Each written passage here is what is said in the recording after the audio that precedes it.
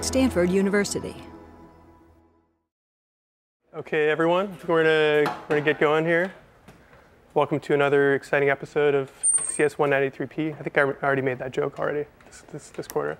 But we're gonna be talking about text input today and presenting content modally. These are two kind of disparate topics that we're gonna fold together into part 3 of the Presence assignment. So you're gonna be needing to know about both of these things for Presence 3, which is due next Tuesday. So there's an updated Presence 3 files.zip up on the website. If you've already done Presence 2, which I think most of you probably have, you're familiar with the Twitter helper class. There's some additions to that class which will enable you to do some of the required pieces for Presence 3. And as usual, it's due on Tuesday at midnight. We're getting kind of down to the end of the quarter, so if you've got some late days and you feel like using them and messing up Troy and Paul's plans for the days after the due dates, go for it. One important thing to note is that late days cannot be used on the final project. I don't know if we've really emphasized this up until this point, but that is the case. They're due on Sunday, June something, June 6th or 7th. It's a Sunday. No late days on that because obviously our final exam slot is the following day. So yeah, late days, use them if you got them, I guess. And then as we've been mentioning the last couple of classes, final project proposals, we'd really like to have those by Monday. So the earlier the better. If you can send it to us, then we can go back and forth with you if we've got feedback or if we want you to go in a different direction with it. The earlier the better before you actually start writing code. And as we mentioned before, you can do it by yourself. You can do it in groups of 2. Those are kind of our ideal arrangements for these things. On those lines, I wanted to ask a quick question. I don't know if we've done this at any point in the quarter. Does anyone here actually have apps on the App Store right now? We've got a couple people. 1, 2, 3, 3.5. Okay, I was just wondering. So yeah, this will be a great opportunity for you to make that foray if you haven't yet. A bunch of our students last time around submitted their apps to the App Store all sort of in a big group. They got some mentions on TechCrunch and a bunch of other blogs, and they got a bunch of publicity for it. So if you're interested in doing that sort of thing, you maybe want to seek out some other students and figure out how to make a big splash with whatever your final project is. In addition, I'm referring to it as the bonus section instead of the optional section to make it kind of sound cooler, although I think we've had pretty good attendance. But this Friday, usual spot 200-205. It's going to be with Steve Marmon, who is a current Stanford master's student and soon to be Apple employee, as long as he doesn't say anything bad about Apple. And he's going to be talking, he's going to be kind of taking a step back from all the code that we've been talking about in the past few weeks, talking about interface design, some of the best practices there, and how you can really make a high quality, polished looking iPhone application. That doesn't, if you remember that screenshot from 4 or 5 weeks or 3 or 4 weeks ago when I had all those controls packed into the one screen, helping you to avoid making apps like that, really focused, nice looking iPhone apps. Any other additions to that? Steve's a cool guy. Come, yeah. Will we continue to have the sessions videotaped? The question was, are we going to continue to have the sessions videotaped? It looks like the answer to that is yes, as far as I know. I think last Fridays with Lauren is up on iTunes U, and yeah, that's certainly the plan. So if you can't make it, you'll be able to catch up that way. But obviously, there is no substitute for being able to reach out and touch whoever the speaker is. So today's topics. Well, before we can get into that, any lingering presence questions, either for 2 or for 3? You can always resort to email, but it's more fun to make me squirm up here and try to answer them. Yeah, if not, or if anything comes to mind, just throw your hand up. We're going to take a quick little diversion at the beginning and talk about something which relates to this sort of memory management, bug finding stuff that we were talking about last lecture. There's this really cool tool called the Clang Static Analyzer. I'm going to show you a little demo of how you can use it to find bugs in your app before you even run your app. And then we're going to jump into the meat of the lecture. We're going to be talking about text input and keyboards, how you access that sort of stuff from your app. And then we're going to talk about presenting content modally, which is a very common case where you want to do text input. Yeah, these two things fit together for sort of the second half of the Presence 3 assignments. You'll be happy you paid attention when you're sitting there in the middle of the night hacking away on Presence 3. So the Clang Static Analyzer, what is this thing? It's a tool for static analysis of C and Objective-C code. So static analysis versus dynamic analysis, during the last lecture we were using instruments, in particular the leaks instrument, to look at our app as it was running and try to find bugs. And static analysis is a sort of different complementary approach where using some tools before you actually run the program, trying to find bugs or logic errors or that sort of thing. Has anyone here used Valgrind before in any of your classes? A fair number of people. So sort of along similar vein, it's something that you run on your code before you actually, static analysis. So what does it do? It tries to identify potential bugs. And the key here is potential. There are times when Clang won't find a bug. There are times when the Clang Static Analyzer will flag something that's not actually a bug. So it's imperfect, but it's very, very helpful. It's key, though, to not interpret, if it flags something, don't just go there and change the code without thinking about it. You should understand why you're making the change, and then go ahead and do it. A really big thing here is leaks. It can help you find places where you maybe have mismatched your retain release statements. Using uninitialized or released variables. Uninitialized variables are a big one. As you know, with instance variables, they all get initialized to 0 when an object is created. But for a local variable within a function or method, that does not get zeroed out or anything. So if you declare int I at the top of your function, who knows what's in there? It could just be garbage. And then if you forget to initialize it and then use it, you can have some weird, unpredictable errors. You can also flag things like missing dealloc methods. If you've got some instance variables that are retained, you haven't overridden dealloc, it can actually point you toward that. And there's much more. There's a bunch of really common errors that can help you find in your code. As I mentioned, it's early in development. It's a work in progress. So have a healthy dose of skepticism when it reports things to you. But so watch out for false positives. It's open source. You can basically you can peer in and see what it's doing. It's actually, there's a few Apple employees who work on this. So there is some pretty serious engineering support behind this. But if you choose to, you can go and you can contribute fixes. You can work on it yourself. There's more info at the address here, clang.llvm.org/staticanalysis.html. And there's everything you would ever want to know about Clang there. How to download it, how to install it, how to run it. But I'm actually going to show you here how to do that as well, because a demo is worth 1,000 websites of trying to read through somebody's documentation. So to run it, just to give you a quick overview, one really key thing is to do a clean build in Xcode first, because what Clang is going to do is it's actually going to compile your code, and as it's compiling it, it's going to try and make some inferences about what you're doing. If you've already built your project in Xcode and then you tell the static analyzer to try and do it, it might skip over some source files that haven't changed since your last build. So it's always important to do a clean build in Xcode. I think the keyboard shortcut is Command-Shift-K. And then from the command line, you're going to run scan build. I usually use a couple of arguments here.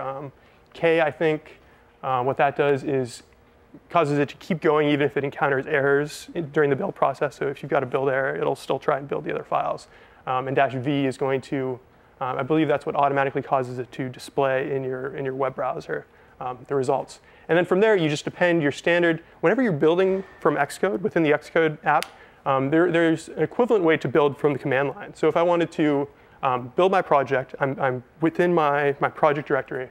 I could type Xcode build, specify the configuration. Let's say we want the debug configuration.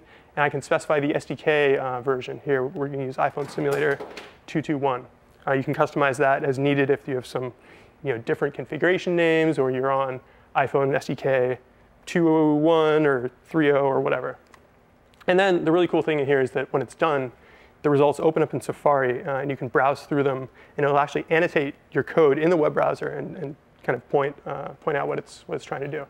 So let's do a quick demo here of the Clang Static Analyzer. I've got a little project here, which I've been working hard to introduce bugs in. So we've just got a standard window-based application. Actually, before I do that, I want to show you what actually gets pulled down by. Clang. There we go. So here's the Clang Static Analyzer website. It gives you a lot of the same information that I just told you about false positives and ways to use the tool. And then down here at the bottom of the page, there is, if you'll excuse me for one moment as I turn on Zoom. There we go. So there's a download here. They do a sort of, I don't know if it's a nightly build, but every so often from the open source, Clang sources, they build this for you, which you can download. And if I look here in my downloads folder, I've got this directory which I've unzipped, and here it's got all the Clang checker stuff inside it. So then what I've done here actually, so that I can invoke these tools from the command line wherever I am, I have added that directory to my bash profile. I don't know if any of you guys are terminal command line hackers, but this is how I get it so that I can just type scan-build and it'll find that stuff in the directory where it lives. You might want to maybe install this someplace, /developer or /whatever. But this allows me to not have to type the full path to all the command line tools. Apologies if there's any VI users in the audience. So I've got that hanging out, and I've got this project. I called it Clang Me because I couldn't think of anything else. And I've declared this class. I've got some class, and I've got some dubious methods in here. Now that you're all expert Objective-C programmers, you're probably going to notice some of the errors right away. So here I've got this method where maybe leak objects. I create this string, I retain it, and then maybe depending on the Boolean value, I might release it or I might not. So this is a case where it's possible that I'm leaking this string. So that's a problem. Here I've got this Boolean, I didn't initialize it, and then I'm going to check the value, and who knows, there might be garbage in there, it might be zeroed out, so this could be kind of unpredictable behavior in my app. And the last thing down here is a little bit more subtle. I've got this full name method. Anyone see what the problem is here? May not be immediately obvious. Yeah. Yeah, so this method, it doesn't have copy or alloc or retain in the name, but it's not returning an auto-released object. It's returning an object with a retain count of 1. So this is kind of a subtle bug. It's not, it's not going to cause, none of these are going to cause build errors or warnings. But especially, from the viewpoint of like what the standard Objective-C, conventions are as far as naming. Somebody else is working with this code, they're going to see full name, and they're not going to know that they need to release it. So that's a problem. Good eye. So from here, I'm going to go to the build menu in Xcode, and you'll notice alongside, build and go, all that stuff you've been using, there's this clean command, Apple Shift K. I'm going to run that just to make sure that all of the sort of intermediate build files are cleared out, and Clang will have the full opportunity to build everything. And then from here, what I'm going to type is, just as I showed you before, scan build, a couple of command line options here. You can check those out on the website if you want to refresh your memory on those. And then I'm going to type the Xcode build command. So specify the configuration and specify the SDK version. If I hit return here, and if all goes well, it's going to invoke the standard Xcode build. All right, here we go. And it opened up the results in my web browser. So if I hit, bump up the font size here a little bit. So I've got my build results.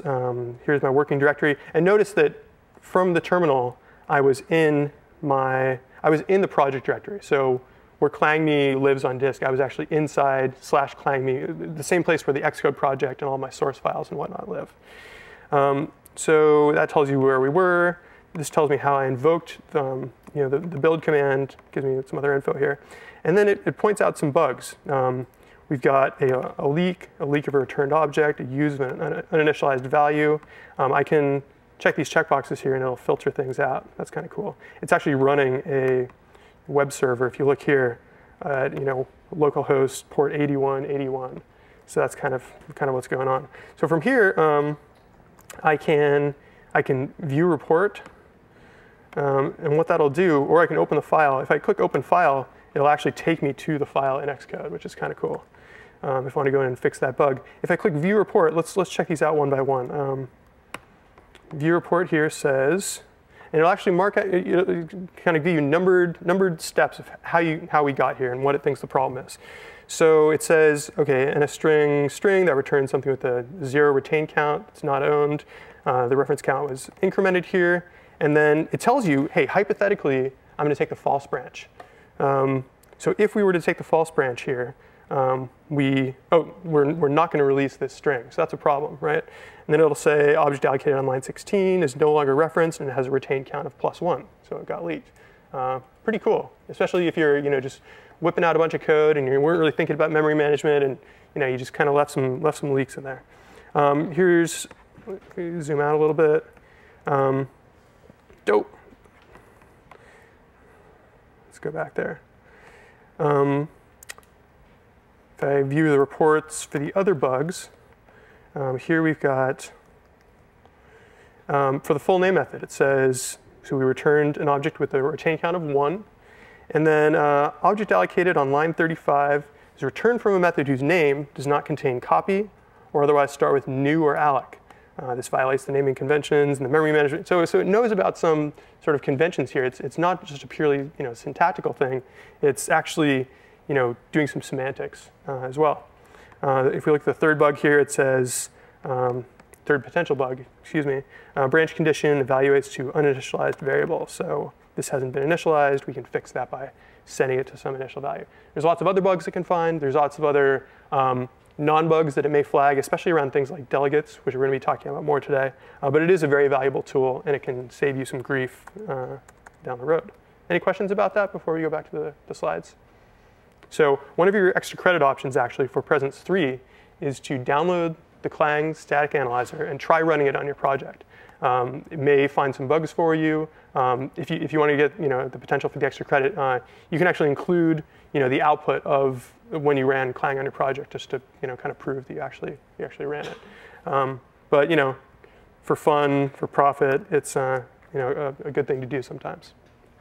So got that covered. This sort of relates to all the talk about memory usage, and there can even be performance bugs uncovered by Clang. It can note a case where you've done some computations and assigned a value to a variable and then never used that variable again. And that can point to one of two things. It could just mean that you're doing work that you don't have to, so it's like a performance issue, or maybe it's a serious logic issue where you've computed this stuff and then for some reason you forgot to use it later. So it can be either unnecessary work, or just sort of a big scary logic error. So that's super valuable, and that relates to the performance topics that we've been discussing. So from here, let's switch gears, and we're going to talk about iPhone keyboards. We kind of go in rapid fire here, just giving you an overview of the iPhone's keyboard system, what some of the features are, why we think virtual keyboards are really awesome, and then I'm going to show you a little bit later how to actually use them in your app. So as I mentioned, the iPhone has a virtual keyboard. It appears when needed, comes up and covers part of the screen.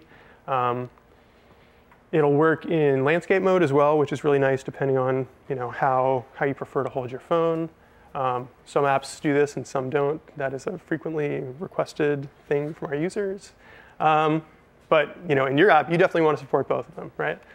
So, and it's got a simple selection model. You hold your finger down and you get a loop, a little magnifying glass, where you can precisely position the cursor. You don't have to sit there with your little hardware keyboard and go cursor right, cursor right, cursor right. You can just kind of drag and position.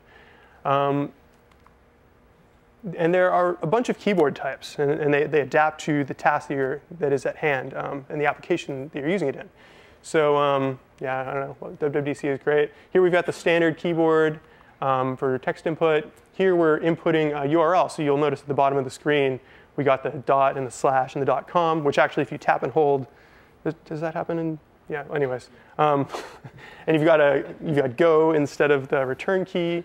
Little things like this, which users appreciate depending on the situation. If I'm typing an email address, I get the @ sign down there. If I'm entering a phone number, the whole thing changes, and I've got these big fat number keys I can hit. I've got this sort of custom-looking keyboard for when I'm inputting text for a Wi-Fi network. This is actually a keyboard as well when you're entering your PIN code on the lock screen. And all these things, would not be possible really with a hardware keyboard. It supports single line editing, so cases here where you're typing in a search query or something like that. Also, multi-line editing, like in the Notes app, other places where you're inputting huge quantities of text. And as of iPhone 2.x, 20 languages supported. The nice thing here is that we can add support for more languages down the road. We can improve the language support. So given that all this stuff is virtual, if we hear that our users in Turkey or Korea or whatever, they want I don't know, we can move keys around, all that good stuff. Full dictionary support as well. So this is all built in. So here's we've got English going on. French, you'll notice we've got AZERTY instead of QWERTY. And we can ship the same phone to all these people. Russian, so we can do non-Roman alphabets. We've got Korean here. Japanese, we can do Romaji input as well as kana. Chinese, we can do pinyin as well as a stroke-based input system. Yeah? Is there a Dvorak keyboard layout? Great question. Is there a Dvorak keyboard? No, there's not.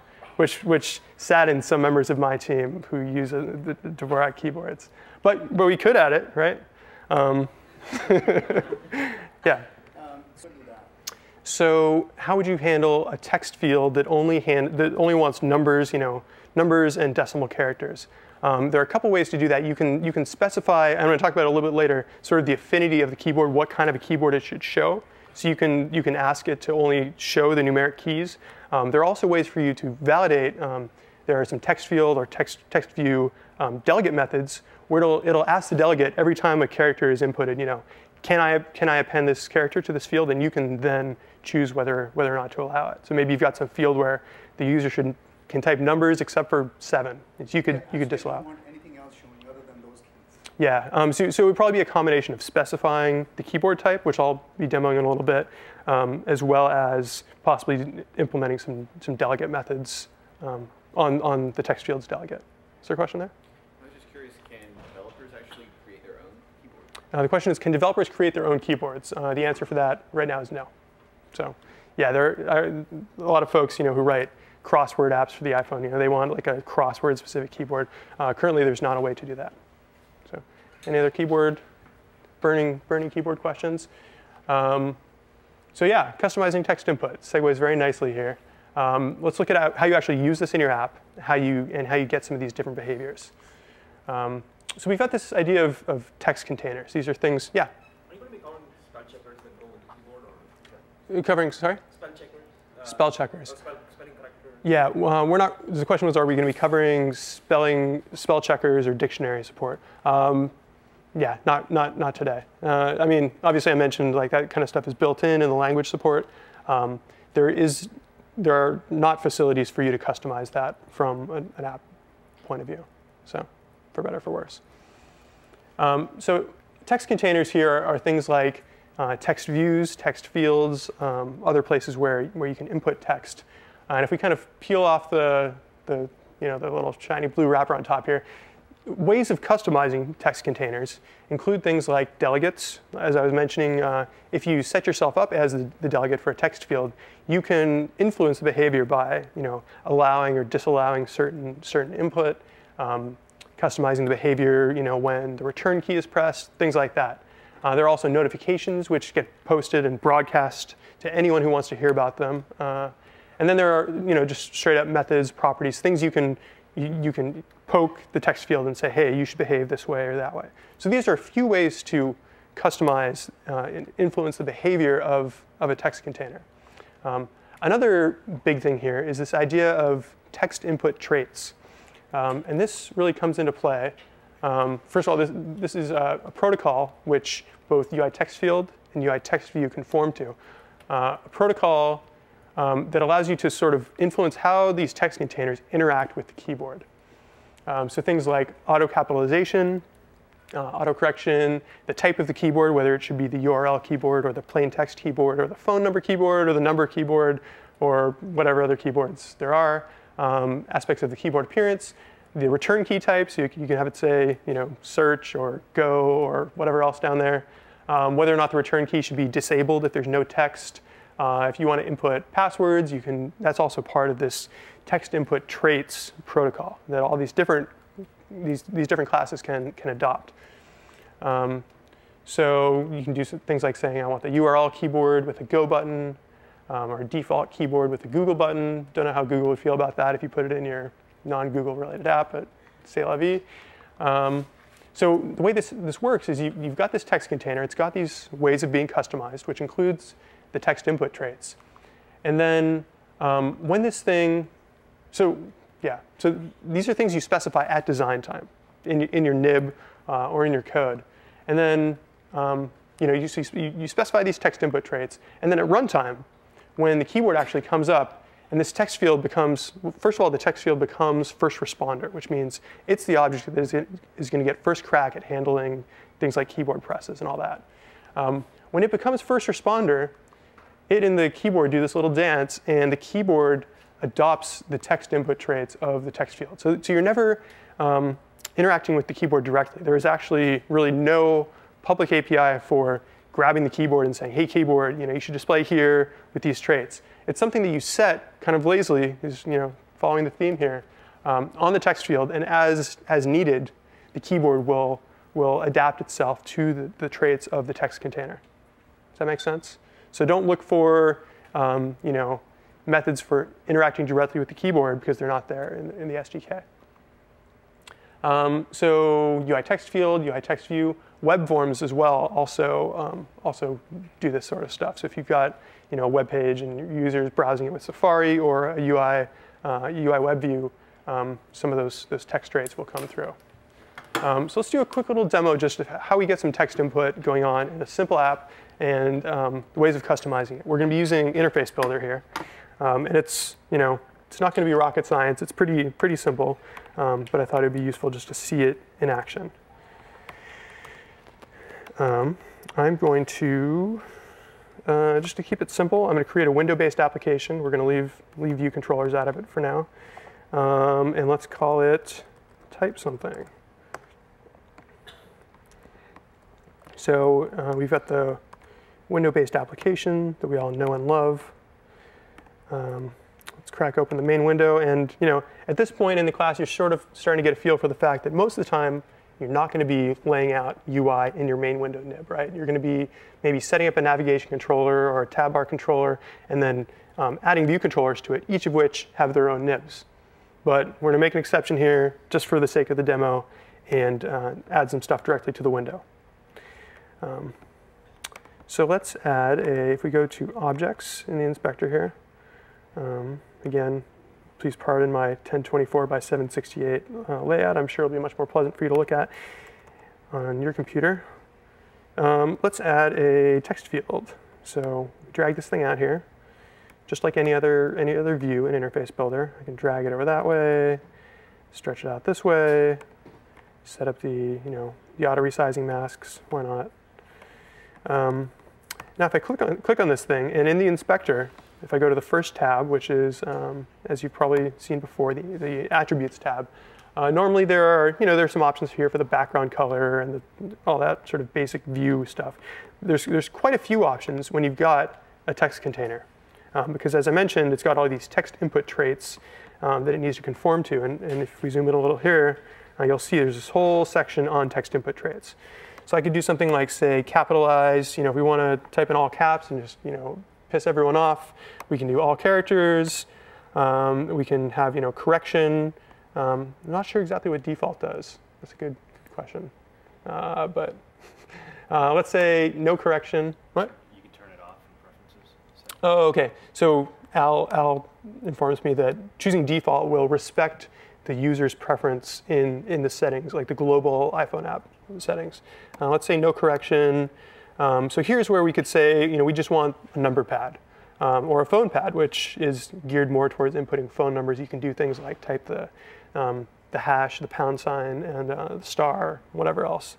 Email address, URL, whatever. Let's do default here. We'll just use the user's default input language and whatnot.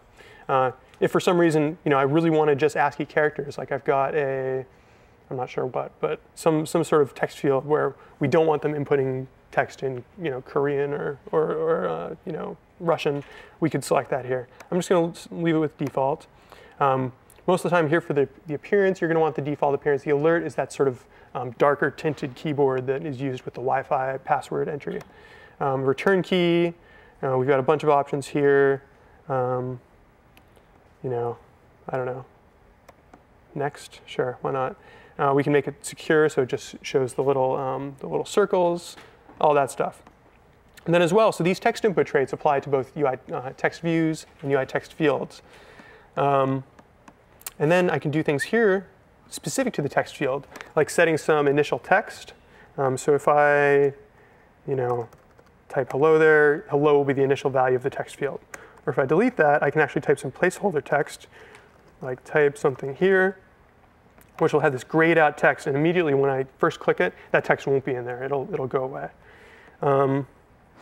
Going back here, we can set, you know, background disabled. I mean, there's all these view options. You can customize the appearance in whatever way you see fit. We can have it clear when editing begins. So if I type some text and then I go away and then I re-tap on it, we can have it automatically clear. This is useful for places like URL fields where your user often is going to want to tap on it and just start fresh. That's the behavior in the Safari app on the phone. I can set, and then you've seen a lot of this stuff before, you know, the minimum font size and all that stuff. So yeah, that's how we get the text field on there. So you'll notice here, I basically just set up the text field. I didn't, and I set up the text input traits, but I didn't fool around with the keyboard directly. Now if I build and run from Xcode, we've got this text field here. I hope can you see it okay? If I tap here, you know, simulating the user's touch on the device, you'll see the keyboard comes in. We've got this next button, which we, you know, specified for some reason.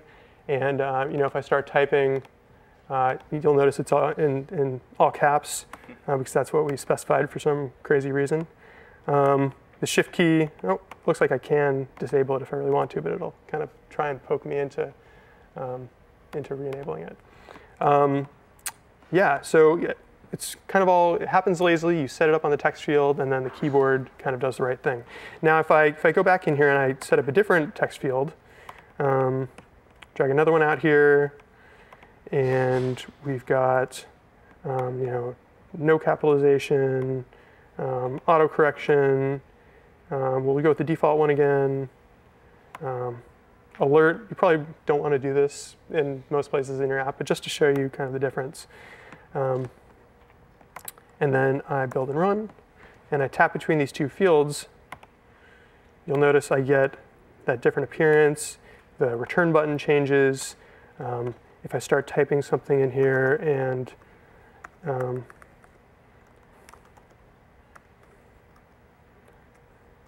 I guess it's not going to auto-correct me too much there. But you saw an auto-correction pop-up appeared. So that all just sort of happens automatically. So any questions about that? Yeah? Keyboard, does it always pop up from the bottom? That's a good question. The question was, does the keyboard always pop up from the bottom? Most of the time, if you're viewing a static screen and the user taps on a text field, the keyboard should come up from the bottom of the screen. There are cases where if you set, so there's this become first responder method, which you can call on a text field or a text view to get it to begin editing programmatically rather than having the user tap. There are cases where if you do that, like during a view will appear, maybe during a push, the keyboard will try to do the right thing and match the rest of the screen so that if you become first responder, during a view will appear on a view controller, unless there's a bug or something, the keyboard should come in from the side of the screen. Does this keyboard will cover that? Right. So the question is, what about a text field in the bottom half of the screen? The most common thing you're going to want to do there, and actually we're not going to talk about it so much today, but we will next week, is that when the keyboard appears and disappears, there are some notifications which are posted globally in your application, which you can listen for, and then do things like adjusting the size of your views. Particularly, if you look back here at this app, as it's running, you'll notice, you know, this isn't a scroll view here. But if it were, I could do something like adjusting the content inset of the scroll view so that it would automatically sort of scroll as if, you know, to compensate for the keyboard. So that's a really common thing to do. If you've just got a static view here that doesn't have scrolling, then you're in kind of a tough spot. You've got to move your views around or something like that. But more often than not, you've got a scroll view on the screen, and things will automatically kind of get worked out. I believe that UI table view controller will try to automatically compensate for the keyboard. So if you've got a UI table view controller and for some reason you've got a keyboard which displays, it'll try and adjust the content inset for you automatically. That's one of the sort of niceties of UI table view controller. But if you're rolling your own view controller, then you do need to adjust for the keyboard appearance yourself. And we're going to do a demo of that actually next week. So great question. Any other questions about this before we go back to the slides?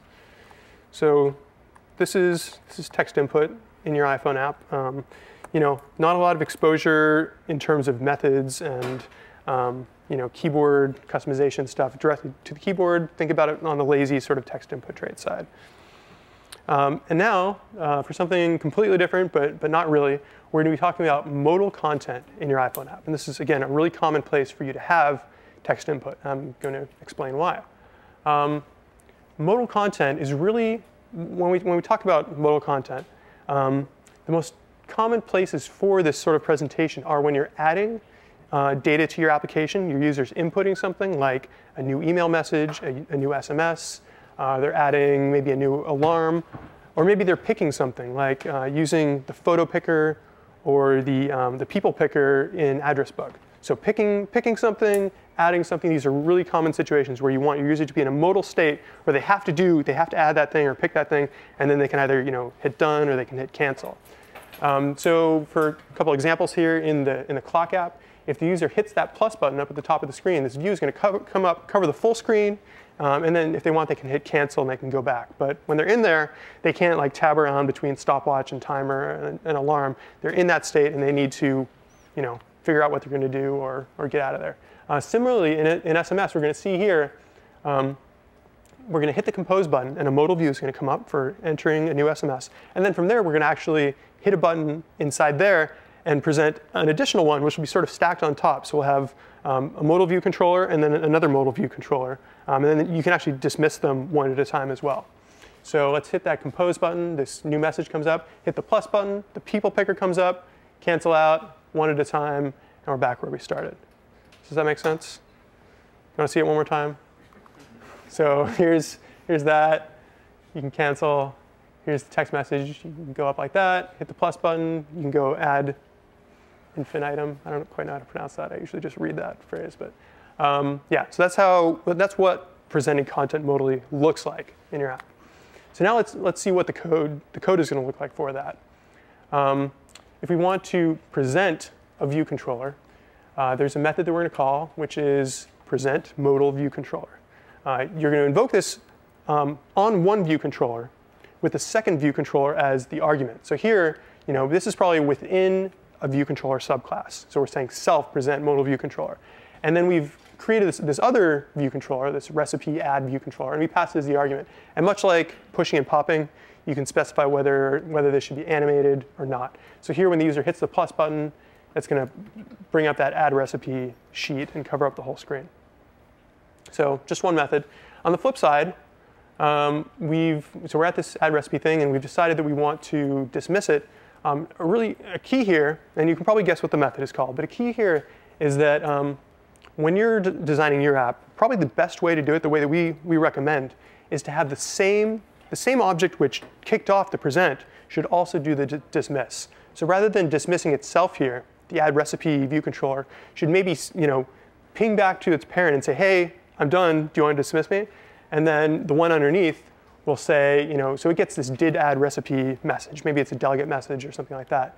And it'll say self dismiss modal view controller animated yes. And you don't need to pass an argument here because every view controller has one modal view controller. So if we've got, in that case, an SMS, the one underneath, the conversation list, its modal view controller is the new SMS message view controller. And that guy's modal view controller is the people picker. So yeah, no argument needed. You can still pass animated yes or no. So when we call this add recipe, if all goes well, is going to go away. And one really interesting thing here is that you can have multiple navigation stacks, right? So in an application like like presence, where you've got navigation in the sort of main flow of the app between the person list and the person detail. Remember, navigation controllers are view controllers, just like anything else. You can present them modally, you can dismiss them. So if we've got a navigation stack underneath here, and then we call present modal view controller with another navigation controller, that guy can have its own stack. We can even push and pop underneath without animation, so that when you dismiss and you've added this recipe, you're viewing the new content in there. So this would be a situation where you've got maybe multiple navigation stacks, and after you've added some content, maybe in the one underneath, you want the user to be viewing the content that they just added. So that's kind of how you do that. I didn't show you any code, but you can kind of imagine how it would work. Any questions about that? Yeah. It's a good question. The question is, would you ever display a view controller modally via a tab bar press? I probably wouldn't. I mean, typically in iPhone apps, the expected behavior is that when you hit a tab bar button, it should switch you to that mode, but it shouldn't. It kind of feels weird when it does something else and it slides the view up. I know there are a couple of apps, well-known apps, which I won't name here, but that do that sort of thing. And I always feel a little sort of out of whack when that happens. When they decide, I hit a tab bar button and it slides some view up. Yeah, navigation buttons are a great place to put that, or just in the main content of your view. Now, one distinction worth making is between a tab bar and a toolbar, right? So tab bar is the view with the black background where you're switching between different modes. If for some reason you've got a toolbar, which is the blue, typically it's blue, and it's got those sort of buttons that you press. They don't stay highlighted. They just sort of momentarily flash. Something like the Mail application on the iPhone, where we've got Compose down there, we've got Reply. Hitting those, that could definitely present a view controller modally. If you imagine the Mail app, it's got a toolbar at the bottom of the screen, and hitting those toolbar buttons, much like hitting a navigation button up at the top, can present something modally. So, yeah, there's a lot, keeping tab bars versus toolbars can kind of be differentiated, can kind of be tricky sometimes, but that is a big distinction. Yeah, right. That's a great question. How does the modally presented view controller ping back to whoever presented it and say, hey, it's time to dismiss me? The short answer here, well, there's a few ways to do it. You could have a hard connection from the one that was modally presented back to its parent, so it can really directly trigger it. You could also use delegation, which we've mentioned a couple times before. And I'm going to show you an example using delegation in a little bit. So, there are many ways to do it. I'm going to show you one way, which I prefer, but ultimately there are a lot of ways to do it. Yeah. So the question is there a way to customize the direction or the animation for modally presented view controllers, or other cases where it's just animated yes or no? This is an example of places in the iPhone SDK where we're kind of opinionated about how the app should behave and look. I guess arguing for consistency's sake, it might be kind of weird for the user if this thing came up with slid up from the bottom of the screen and then flew off to the left. We like the apps to be sort of consistent, and if something is modal, even if the user doesn't really realize ultimately what the difference is between the horizontal slides and vertical slides, it's nice to be consistent among apps. In the 2.x SDK, there is really no way to customize the appearance of modal view controllers. Yeah. I mean, I don't think we're ever going to expose, okay, you can do whatever crazy transition you want, but there have been requests for some types of customization there, especially for, anyways, yeah, enough said. Any other questions? Don't you guys love how I tease you with, allusions to future SDK versions, but then don't really? Yeah, okay. So yeah, you can have multiple navigation stacks here. You can have a navigation controller, present another navigation controller on top of it, push and pop there, push and pop underneath, dismiss, and they've got their own stacks. That's the key takeaway there. So yeah, dismissing a modal view controller. Who should do it? When? How should it happen? As I mentioned before, the best practice is for the same object to do the present and the dismiss. So whoever calls present modal view controller should also call dismiss modal view controller animated.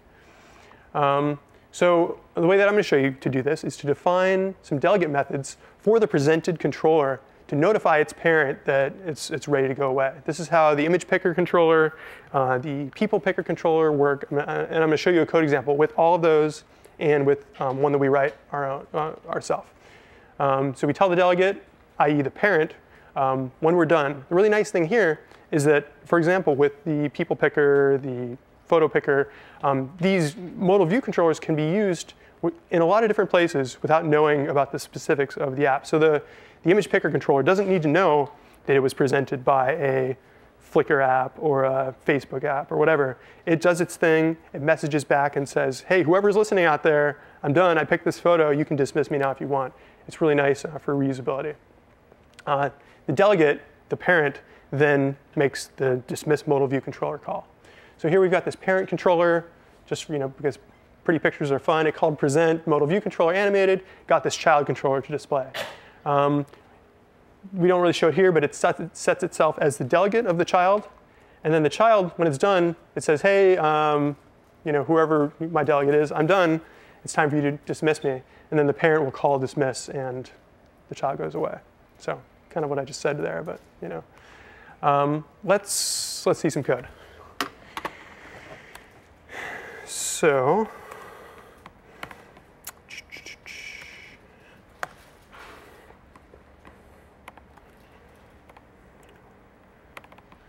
I've got this Xcode project, which I've conveniently set up before class because I didn't want you to be bored by me writing a bunch of code. But I can definitely highlight the interesting portions here.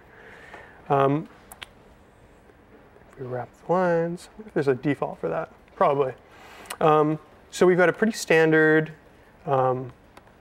window-based application where we added a view controller to the window. And then we're going to be presenting a modal view controller in response to some actions. So the picker's view controller is what we add to the window at the very beginning. So let me just see if there's a wrap setting here so I don't have to keep annoying you guys. Text editing, show gutter, code focus. No. Anyone know where that is? Ha. No. Yeah. Is that it? Yay. All right. A little bit better. So in our app delegate, the usual thing here, we create this view controller, the picker's view controller. We get its view, we set the frame, we add it to the window, blah, blah, blah. Old news by now. The picker's view, if I crack this open in Interface Builder, we've got a few buttons. We've got a couple of labels and an image view.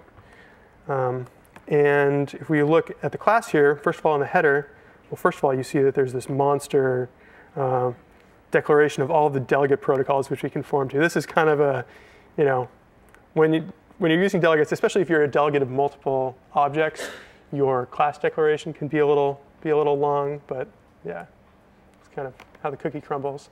So we're an image picker controller delegate, a people picker, navigation controller delegate, and this other delegate protocol that we're going to define ourselves. But we're just a straight up view controller subclass.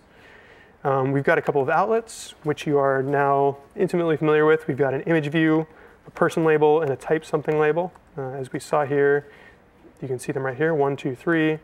We're already set up as our the file's owner here. And the connections are made from us to the image view, the person label, the type something label.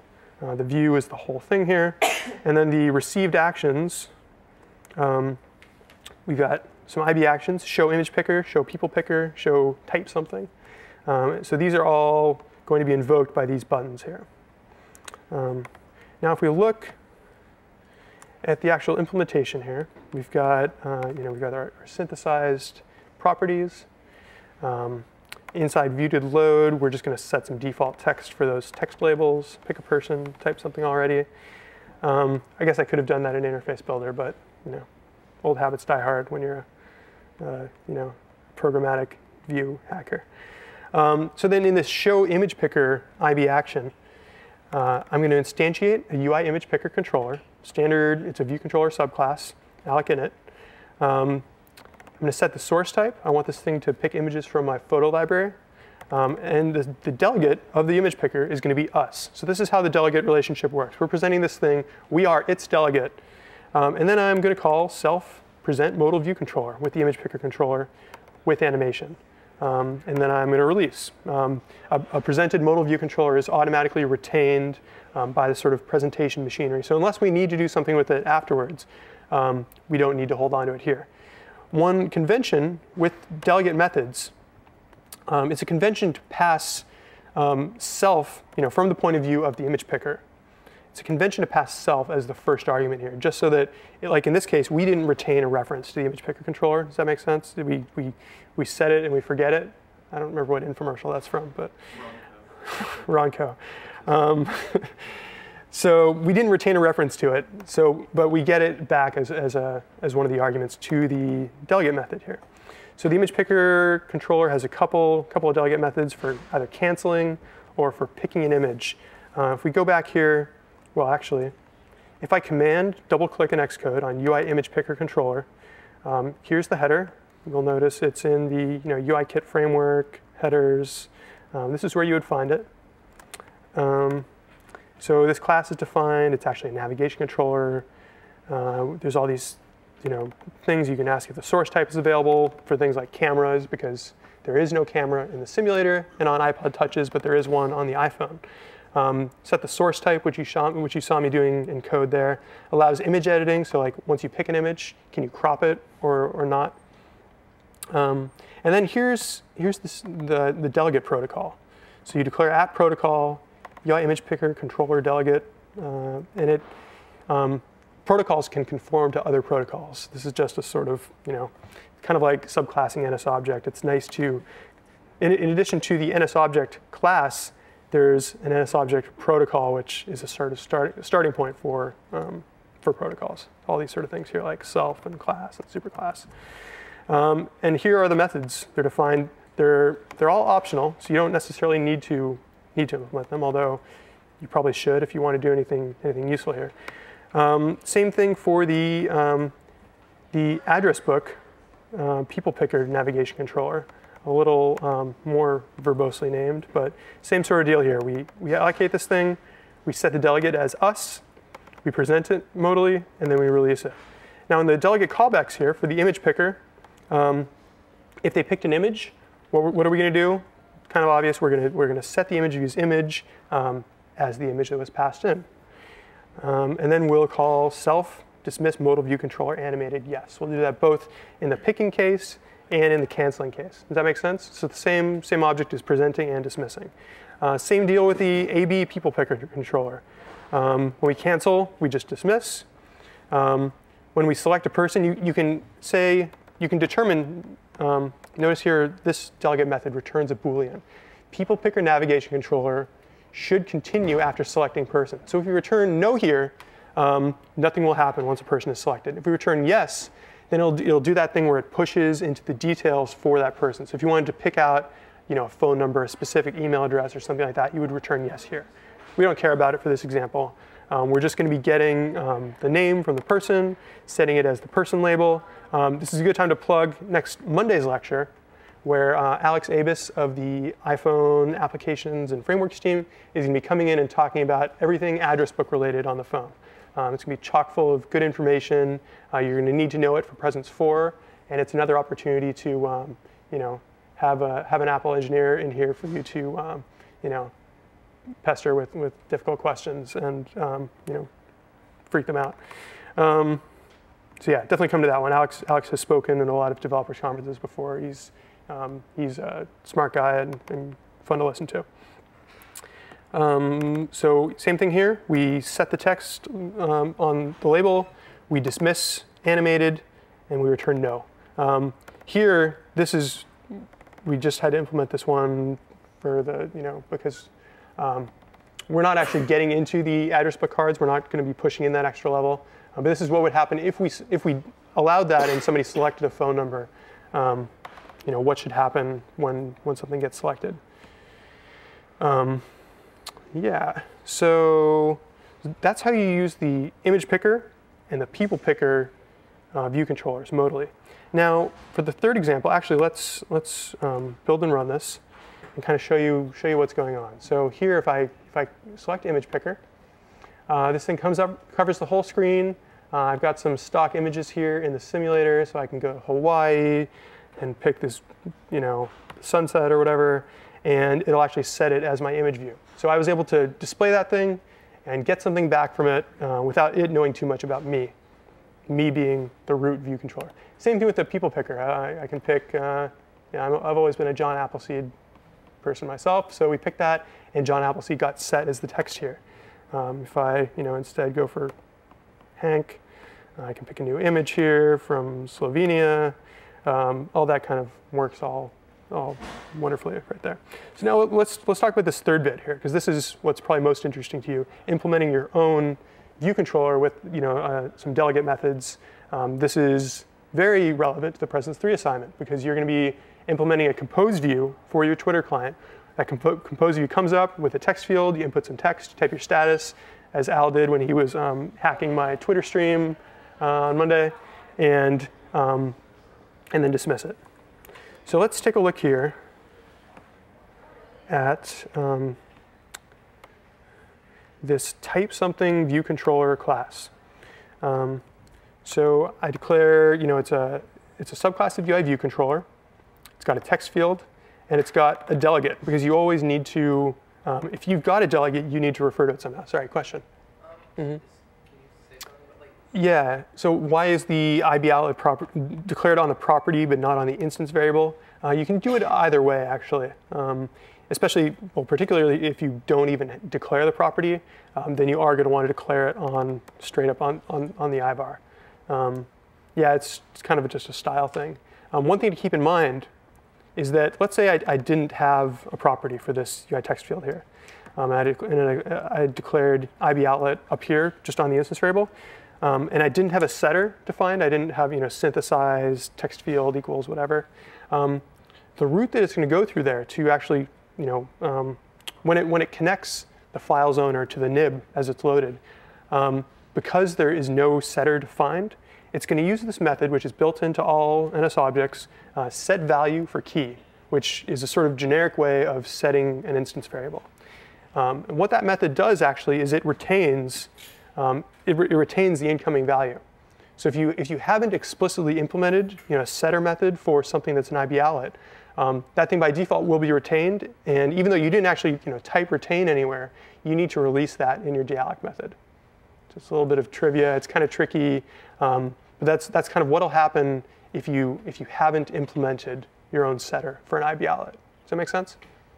So it's kind of on the trivia side, but good to be aware of. Some of you may have been caught by that on some of the previous assignments. So I've got these properties defined. Now you'll notice for the delegate, I've declared it as assign rather than retain. As we mentioned a couple of lectures ago, delegates typically are assigned to avoid retain cycles, where you've got some parent, which is retaining the child, and then the child is retaining the parent via the delegate property. So this is the convention here, if that makes sense. Actually, let's, from here, take a look at what the nib actually looks like.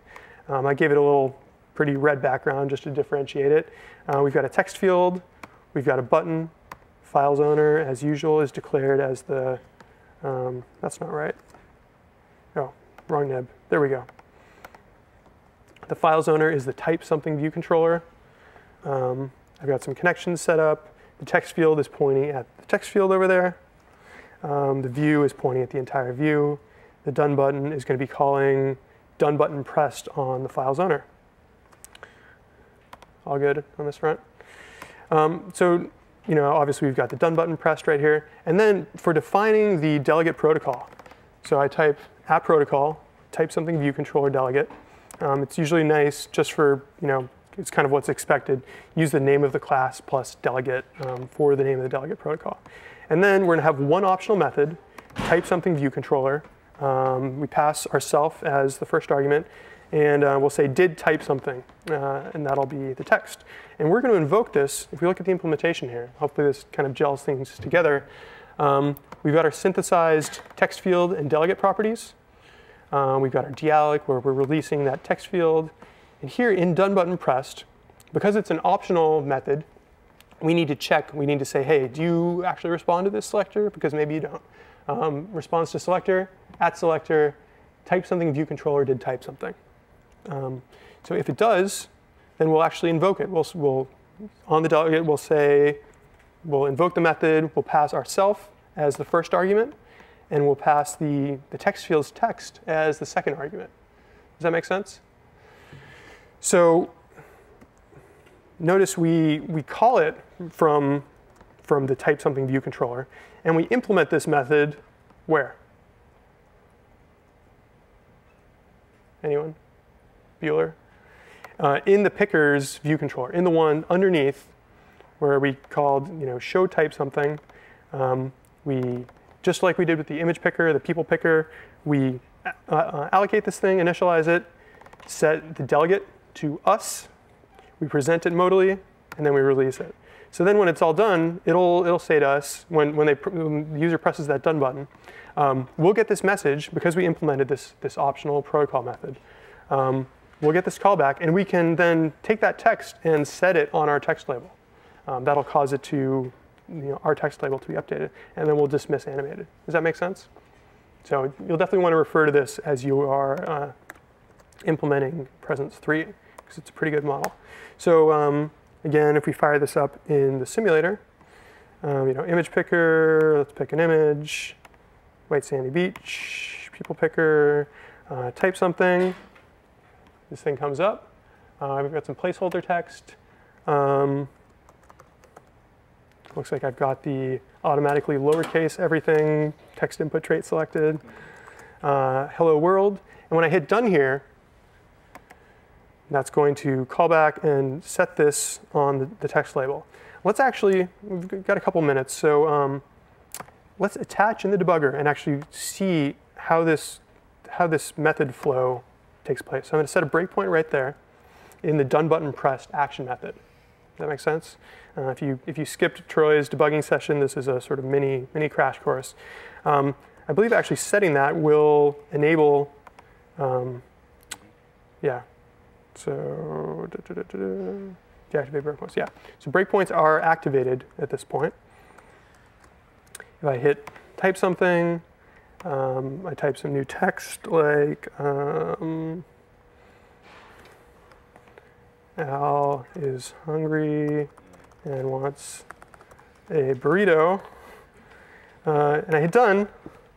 You'll notice here we are. We're in the done button pressed action callback. If I want, I can mouse over self-delegate, and it'll tell me, hey, the self-delegate, we're in the type something view controller. Self-delegate is the picker's view controller, just like we expected.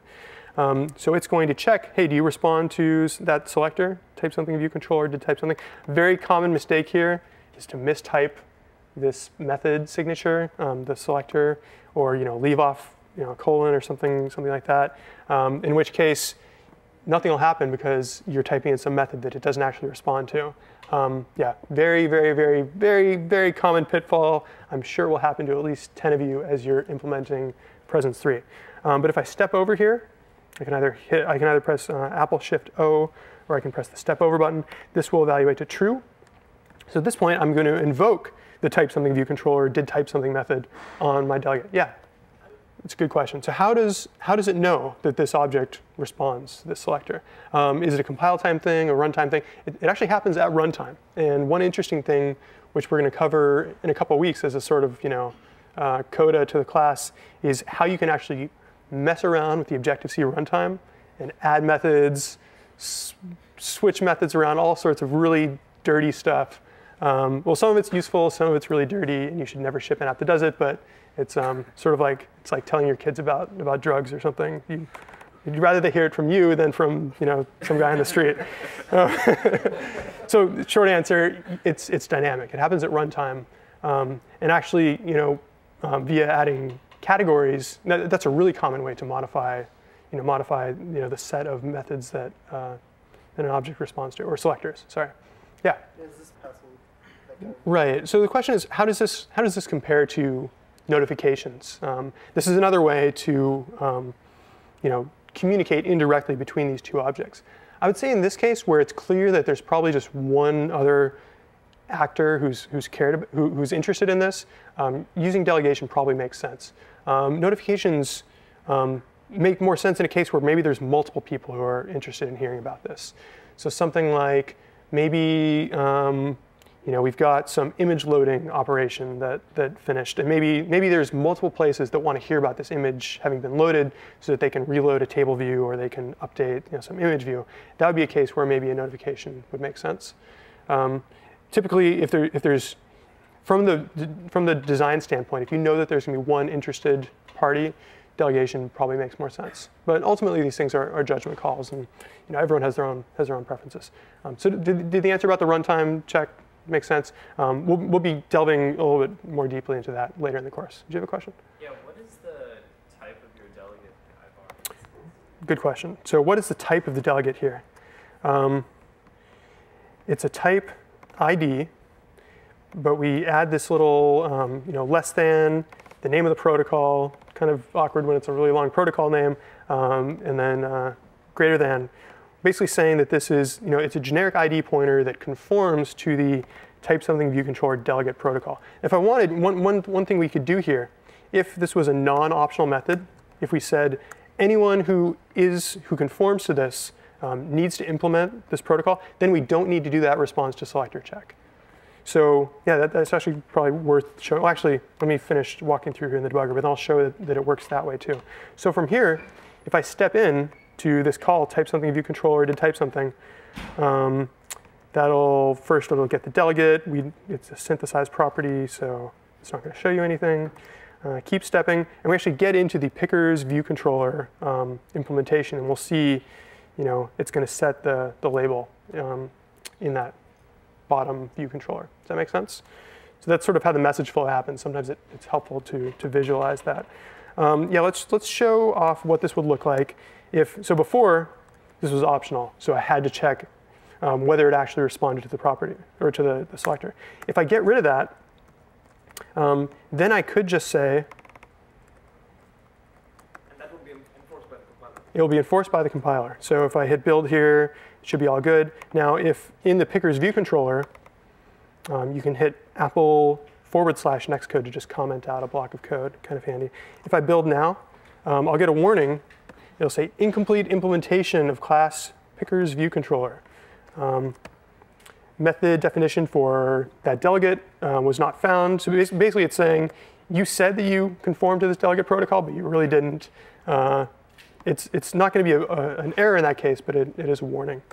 So that can kind of, sometimes it is more helpful to be strict and help you to avoid those types of errors. And that also helps you avoid if you mistype, it does respond to selector check. Do you have a question? No, you just, OK. Yeah, so again, if we build and run here, now it's no longer an optional method. We can take out a couple lines of code. Yep, it still works. So this will be up on the website if you want to review it or crib some ideas from it. Yeah. Is the return key on the keyboard, is that hooked up to the done button? It could be. In this case, it wasn't. But if I wanted to, there is actually, we still got time? Yeah, we got a couple minutes. If we flip back here into Xcode. Sorry. The question was, is there a way to hook up the return key on the keyboard to perform the same action as the done button?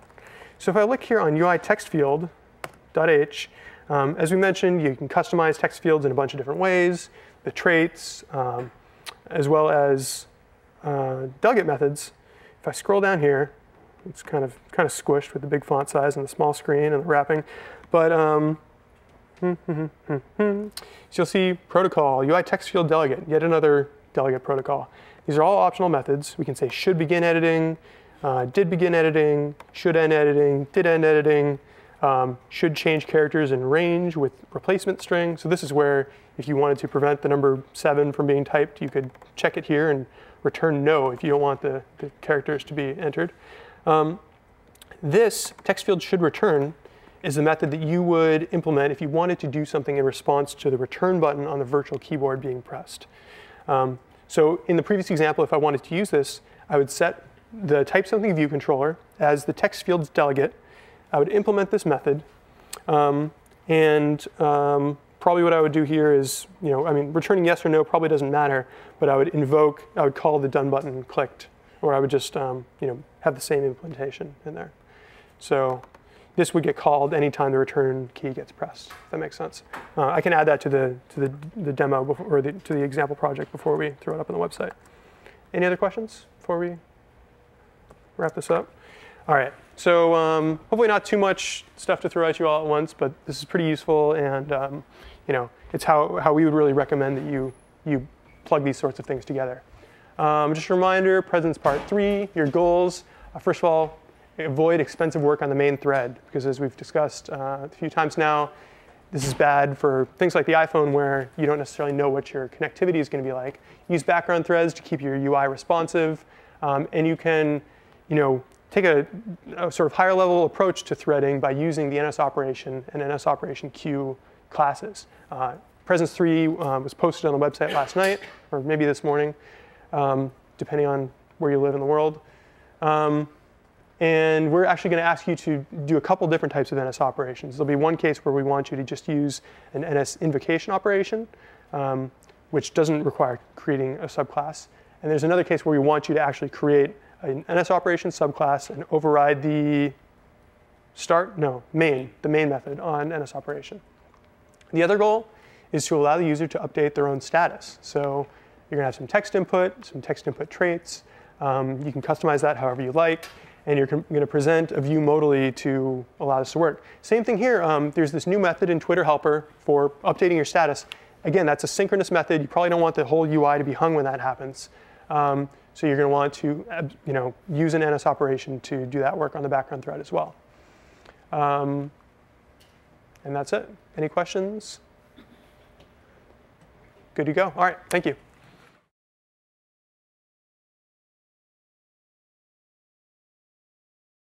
For more, please visit us at stanford.edu.